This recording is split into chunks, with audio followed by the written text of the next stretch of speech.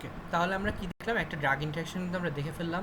আমরা লুপ ডায়ারেটিক্স বা থায়াজাইড ডায়ারেটিক্সের সাথে জেনারেলি যদি ডিজিটালিজ দেই সেক্ষেত্রে কিন্তু এরা ভালো কাজ করবে না, উল্টা সেটা পেশেন্টের জন্য খারাপ হতে থাকবে। তাহলে এটা হলো একটা ড্রাগ ইন্টারাকশন আমরা দেখে ফেললাম। যদি এটা কোয়েশ্চেন আসে কী লিখবা, যে loop diuretics causes hypokalemia and digitalis competes with potassium for sodium potassium pump, and if there is less potassium then digitalis works unopposedly and it causes much more severe adverse effects in the body. This is why we don't use loop diuretics and digitalis together. তাহলে যদি আমাদের কোনো একটা ডায়ারেটিক্স use করতে হয়, আমরা কোন ডায়ারেটিক্স use করতে পারবো? পটাশিয়াম স্পেরিং যে ডায়ারেটিক্সগুলো আছে, যেমন স্পাইরোনোল্যাকটোন আমরা এক্ষেত্রে ইউজ করতে পারবো। ওকে,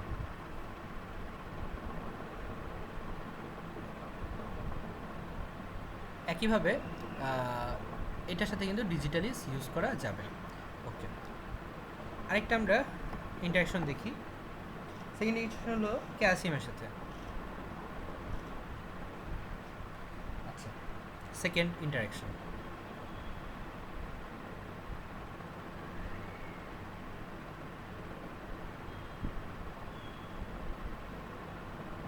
দেখো, আমাদের কিন্তু এই ডিজিটালিসগুলো সেলের ভেতর গিয়ে আলটিমেটলি কী করে মনে আছে?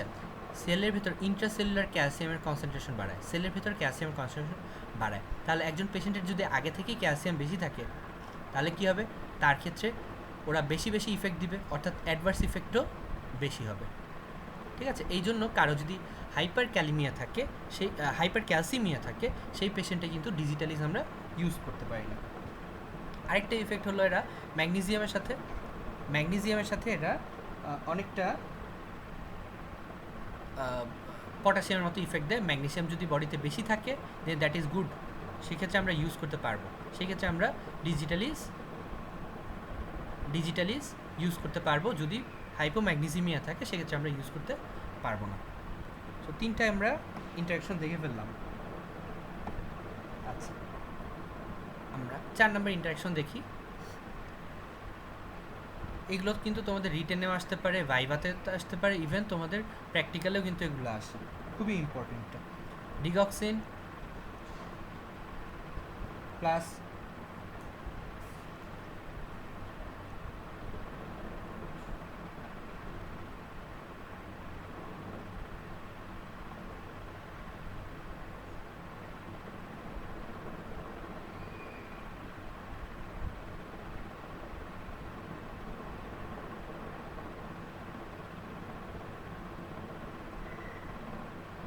S inhibitor. এস ইনহিবিটর কী কী আছে? ক্যাপটোপ্রিল, এনামাপ্রিল, লিসিনোপ্রিল, এগুলো একটা। দেখো, এস ইনহিবিটর কিন্তু হার্ট ফেলিয়ারে ইউজ করা যায়, রাইট? ডিঅক্সিনও যায়। এখন যদি একসাথে ইউজ করি তাহলে কি ইফেক্ট দেয় দেখো। আমরা জানি এইস ইনহিবিটর, আমরা গতদিন বলেছিলাম, এরা কিন্তু হাইপার ক্যালিমিয়া প্রডিউস করে। অ্যান্ড হাইপার ক্যালিমিয়া যদি প্রডিউস হয় that is good actually, right? তাহলে সেক্ষেত্রে কী হয়? অ্যাডভার্স ইফেক্ট, ডিগক্সিনের যে অ্যাডভার্স ইফেক্টগুলো থাকে সেটা কিন্তু কম হয়। তো এটা কিন্তু আমাদের একটা ভালো combination, digoxin and S inhibitor for congestive cardiac failure. একইভাবে যদি জিজ্ঞেস করা হয় যে ডিঅক্সিনের সাথে এস ইনহিবিটরের ভাইকে আমরা বলেছিলাম ARB, right? ARB angiotensin receptor blocker, যেমন লোসার্টান, ভাসার্টান, টেলমিসার্টান, অলমিসার্টান, ক্যান্ডিসার্টান। এটা যদি ইউজ করা হয় তাহলে কিন্তু সেম ইফেক্ট। এরাও কী করে? এরাও কিন্তু হাইপার ক্যালিমিয়া দেখায়, হাইপার ক্যালিমিয়া প্রডিউস করে, এক্ষেত্রেও কিন্তু অ্যাডভার্স ইফেক্ট কমে যাবে। তো এই দুইটা কম্বিনেশন কিন্তু আমরা ইউজ করতে পারি। আচ্ছা, এরপরে আমরা দেখি, এখন যদি তুমি এই দুইটা দিলা, বুঝলাম, এখন তোমার কাছে পেশেন্ট আসলো, তুমি করলা কি? ডিগক্সিন দিলা, তার সাথে বিটা ব্লকার দিলা। মনে আছে আমাদের যেই নন আইনোট্রপিক যে ড্রাগসগুলো ছিল সেখানে কী কী ছিল? A B D, right? ACE inhibitor, ARB, B for beta blocker, D for ডায়ারেটিক্সের মধ্যে কোনগুলো দেওয়া যাবে আমরা উপরে বিশ্লেষণ করেছি। এর মধ্যে কোনগুলো দেওয়া যাবে আমরা বিশ্লেষণ করেছি। এবার বিটা ব্লকার, এই দুটো যদি তুমি একসাথে দাও তাহলে কী হবে? দেখো, ডিগক্সিন কিন্তু এমনিতেই কন্ডাকশন এভি নোটকে ইনহিবিট করতেছে, এভি নোটকে ইনহিবিট করলে এমনিতেই কিন্তু ওরা ব্র্যাডিকাইন এসএ নোটকে ইনহিবিট করতেছে, এভি নোটকে ইনহিবিট করতেছে। সো দুটো মিলে কিন্তু হার্ট রেট এমনিতেই কম, এবং কন্ডাকশন অ্যাট্রিয়াম থেকে ভেন্ট্রিকুলার যে কন্ডাকশন, ইম্পালস কন্ডাকশন, সেটাও কিন্তু কম। বিটা ব্লকারের কাজ কি? বিটা ব্লকার কি করে? সিম্প্যাথেটিক স্টিমুলেশনকে সিম্প্যাথিক স্টিমুলেশনের বিরুদ্ধে কাজ করে। অর্থাৎ এরা কি করবে? সিম্প্যাথিক স্টিমুলেশন কি করে? পজিটিভ ইফেক্টগুলো দেয়। তাহলে বিটা ব্লকার কী করবে? নেগেটিভ ইফেক্ট দেয়, অর্থাৎ negative chronotropic, negative dromotropic, negative inotropic effect দেয়। আর নেগেটিভ ক্রোমোট্রপিক, নেগেটিভ ব্রোমোট্রপিক ইফেক্টের কারণে কী হয়? হার্ট রেট কমে যায়, তারপর কন্ডাকশন স্লো হয়ে যায়। তো আলটিমেটলি কী হয়? এই দুটোই দেখো হার্ট রেট কমাচ্ছে। তো দুটো মিলে আলটিমেটলি কী করবে? ব্র্যাডিকার্ডিয়া প্রডিউস করবে। অন্যদিকে কী করবে? দুটোই যেহেতু অ্যাট্রিয়াম থেকে ভেন্ট্রিকুলে ইম্পালস কন্ডাকশন কমিয়ে দিচ্ছে, তাহলে কি হতে পারে? এখানে হার্ট ব্লক পর্যন্ত কিন্তু হয়ে যেতে পারে। তো এই কম্বিনেশনটা কিন্তু আমরা অবভিয়াসলি অ্যাভয়েড করব।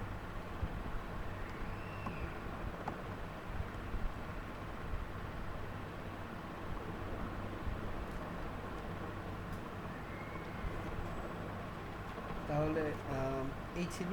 আচ্ছা, আরও কয়েকটা আমরা পড়ি, যেমন এটা কয় নাম্বার হবে? 6। আমরা ডিজিটালিসের সাথে যদি স্টেরয়েড দিই, তাহলে কি হতে পারে? দেখো, ডিজক্সিনের নিজেই কিন্তু স্টেরয়েজেনিক ইফেক্ট আছে, রাইট? তাহলে দুটো মিলে কিন্তু অবভিয়াসলি ভালো কিছু হওয়ার সম্ভাবনা নাই। এর উপর কি স্টেরয়েডগুলো কী করে? স্টেরয়েডগুলো গিয়ে, যেমন aldosterone, this is a steroid, right? স্টেরয়েডগুলো গিয়ে কী করে? আমাদের হাইপোক্যালিয়ামে প্রডিউস করে, গাইনেকোমাস্টিয়া প্রডিউস করে। ডিজক্সিনেরও সেম অ্যাডভার্স ইফেক্টগুলো থাকে। তাহলে যদি দুটোই আমরা একসাথেই দিই কোনো কারণে, তাহলে কী হবে? এই অ্যাডভার্স ইফেক্টগুলো বেড়ে যাবে। অর্থাৎ ওই যে হাইপোক্যালিমিয়া প্রডিউস হবে, গাইনেকোমাস্টিয়া প্রডিউস হতে পারে। তাহলে এই দুটো আমরা জেনারেলি একসাথে দেই না। এরপর কি digitalis plus calcium channel blocker, CCB, এটা আমরা কি করব? এই দুটো কি দেওয়া যাবে কিনা?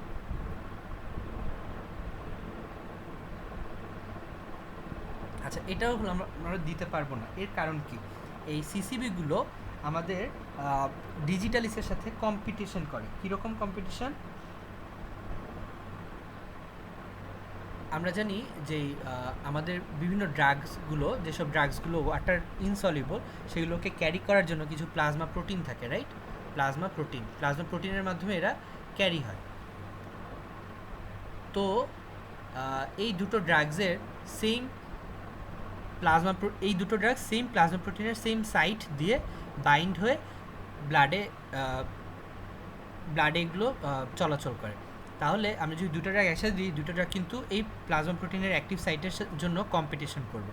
এবং দেখা যায় কি, ক্যালসিয়াম চ্যানেল ব্লকারগুলো ডিজক্সিনের থেকে বেশি অ্যাট্রাক্টেড হয় এই প্লাজমা প্রোটিনের প্রতি, অর্থাৎ এদের অ্যাট্রাকশন বেশি। এবং এর জন্য এরা কী করে? এরা ডিজিটক্সিনকে কিন্তু এই প্লাজমা প্রোটিন থেকে ডিসপ্লেস করতে পারে। এবং ডিসপ্লেস করলে কি হবে? বেশি পরিমাণ ফ্রি ডিজিটালিস কিন্তু ব্লাডে চলে আসবে। এবং ফ্রি ডিজিটালিস যদি ব্লাডে বেশি থাকে, তখন কী হবে? ডিজিটালিসের যে অ্যাডভার্স ইফেক্টগুলো, সেগুলো অনেক বেড়ে যাবে।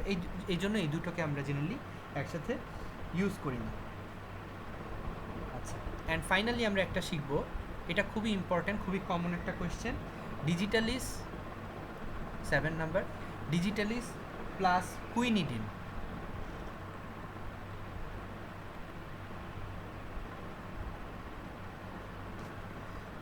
জেনারেলি এখানে দুইটা ঝামেলা হয়। প্রথম ঝামেলাটা কি? আমরা জানি একটা ডিজিটালাইজ তুমি খেলা, এটা ধরো ব্লাড ভেসেলের মধ্যে অ্যাবজর্ব হলো, সেখান থেকে ধরো এটা টিস্যু। তো ব্লাড এসে কি করবে? টিস্যুকে যখন পারফিউশন করবে, তখন প্রথমে এই ড্রাগটা এসে ব্লাড থেকে টিস্যুতে এসে প্রথমে টিস্যুর সাথে বাইন্ড করবে, রাইট?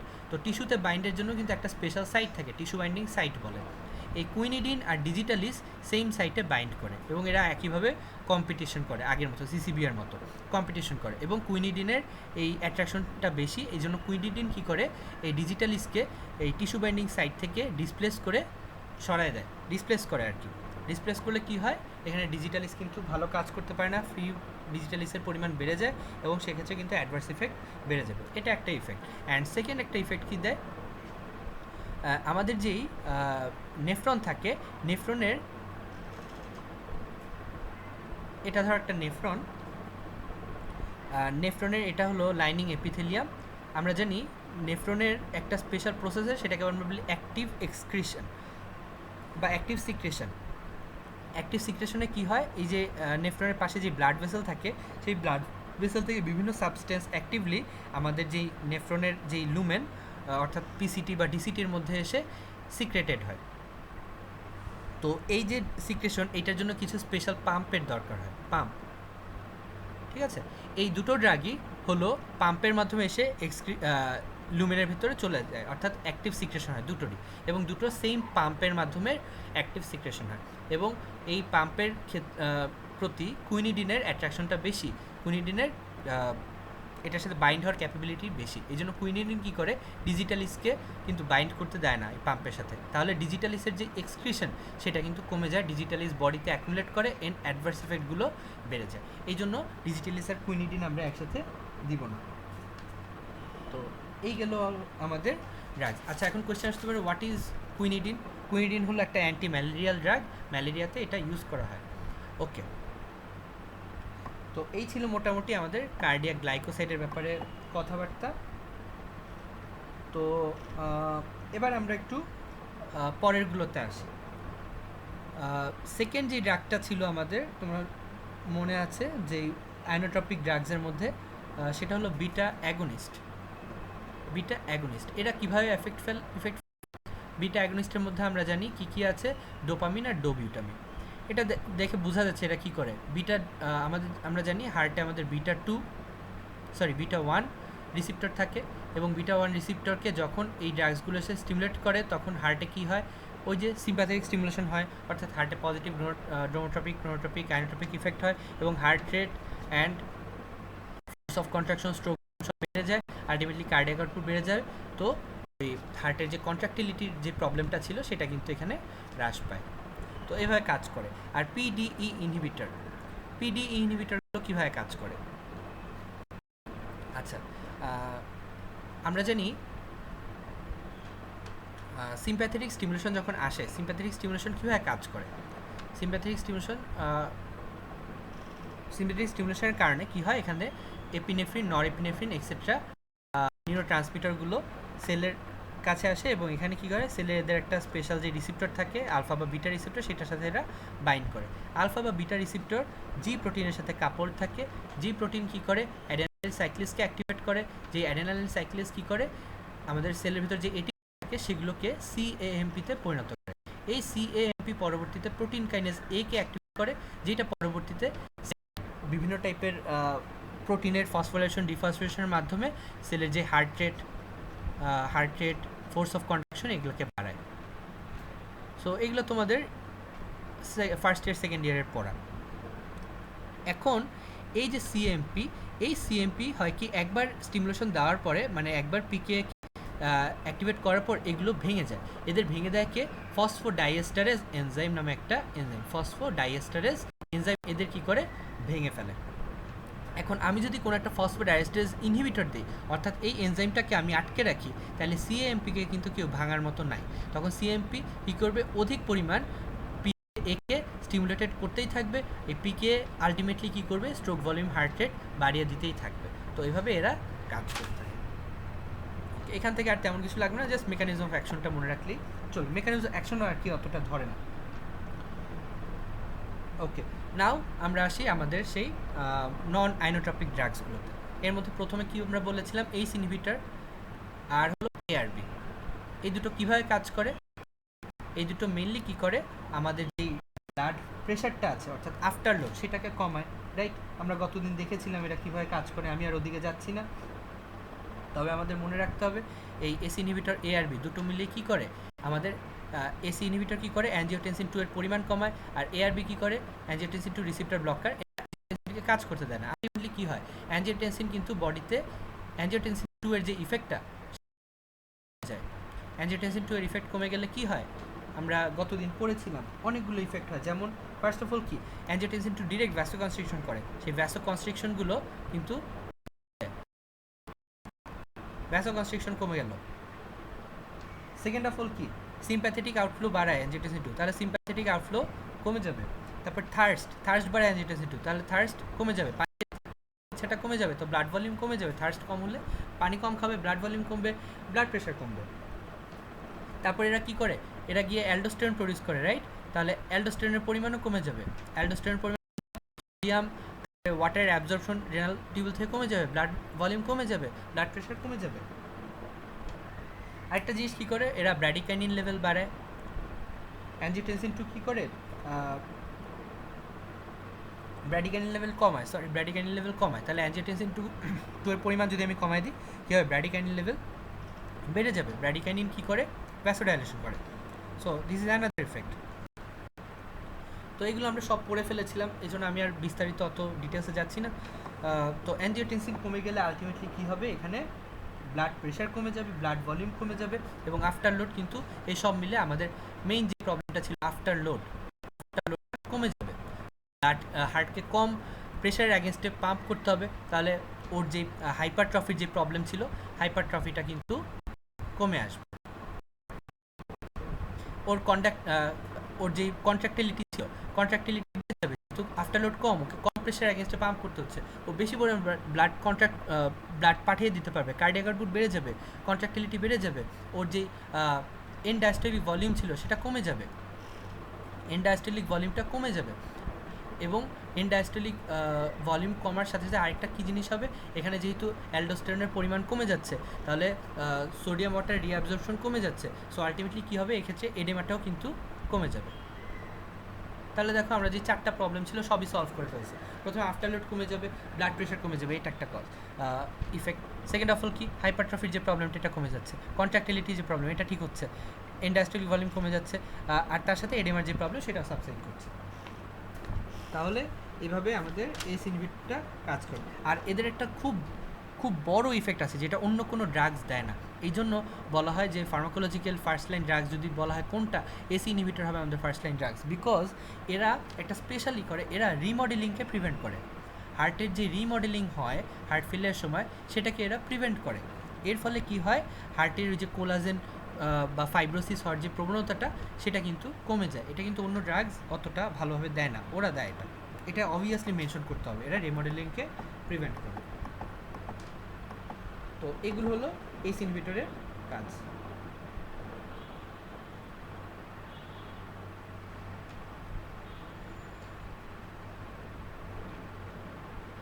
আচ্ছা, আর বিটা ব্লকার আমরা পড়ে ফেলেছি, তারপরে ভ্যাসোডাইলেটর, তারপরে আমাদের যে ডায়াবেটিক্স সবই কিন্তু আমরা অ্যান্টিহাইপারটেনসিভ পড়ে আসছি, ওগুলোর ব্যাপারে আমি এখন আর যাচ্ছি না।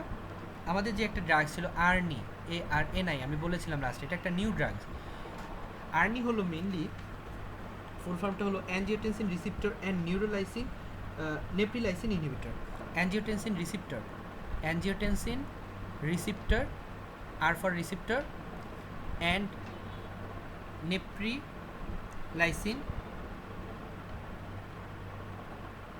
নেপ্রিলাইসিন ইনহিবিটর।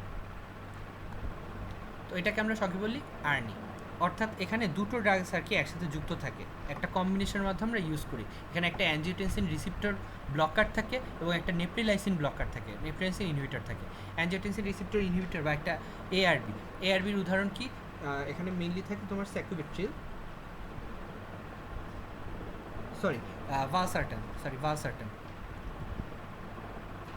ভালসার্টান আমরা জানি একটা কমন অ্যাঞ্জিওটেনসিন রিসিপ্টর ব্লকার, সেটা এখানে থাকে, এবং তার সাথে এখানে একটা নেপ্রিলাইসিন ইনহিবিটর থাকে, এটার নাম হলো স্যাকুবিট্রিল। এই দুটো একসাথে একটা কম্বিনেশনে আমার আর্নিটা প্রডিউস করে। আচ্ছা, এখন ভালসার্টান কীভাবে কাজ করে আমরা জেনে ফেলছি, অ্যাঞ্জিওটেনসিন রিসিপ্টর ব্লকার আর এস ইনহিবিটর সেমভাবে কাজ করে। স্যাকুবিট্রিল কীভাবে কাজ করে, স্যাকুবিট্রিল কী করে,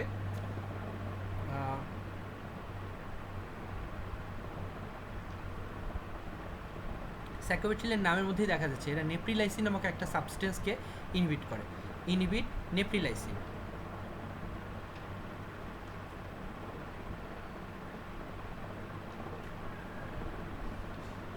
এই নেপ্রিলাইসিন একটা স্পেশাল ফাংশন আছে। এরা কি করে, এএনপি বিএনপি স্পেশাল টাইপের কিছু এনজাইম আছে, কিছু প্রোটিন আছে যেগুলো আমাদের ন্যাট্রিওরিসিসে হেল্প করে। এটা তোমরা ফার্স্ট ইয়ার সেকেন্ড ইয়ার পড়ে আসছো।